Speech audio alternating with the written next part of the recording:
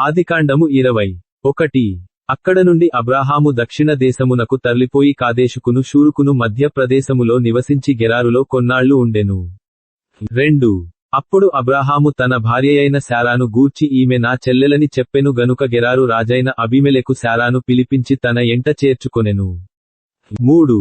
అయినను రాత్రివేళ దేవుడు స్వప్నమందు అబీమెలెకు నొద్దకు వచ్చి, నీవు నీ ఎంట చేర్చుకొనిన స్త్రీ ఒక పురుషునికి భార్య గనుక ఆమె నిమిత్తము నీవు చచ్చినవాడవు సుమా అని చెప్పెను.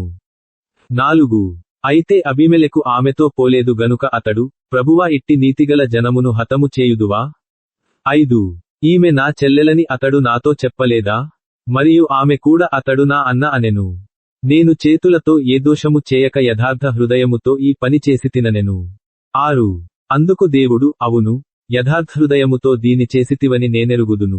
మరియు నీవు నాకు విరోధముగా పాపము చేయకుండా నేను నిన్ను అడ్డగించితిని, అందుకే నేను నిన్ను ఆమెను ముట్టనీయలేదు.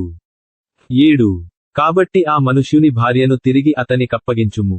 అతడు ప్రవక్త, అతడు నీ కొరకు ప్రార్థన చేయును, నీవు బ్రతుకుదువు.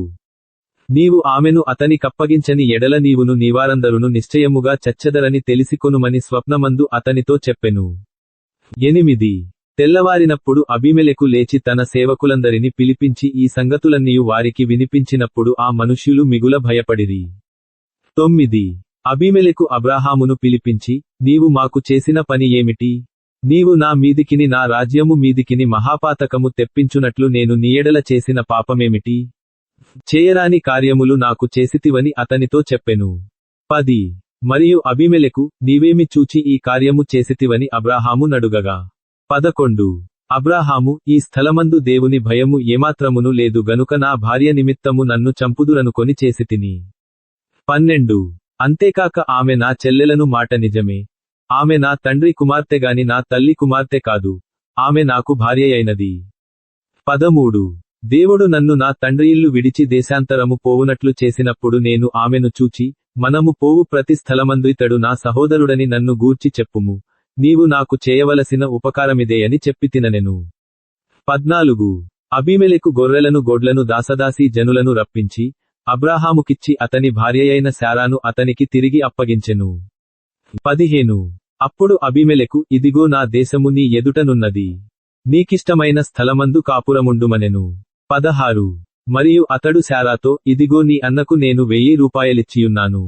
ఇది నీ యొద్దనున్న వారందరి దృష్టికి ప్రాయశ్చిత్తముగా నుండుటకై ఇది నీ పక్షముగా ఇచ్చియున్నాను.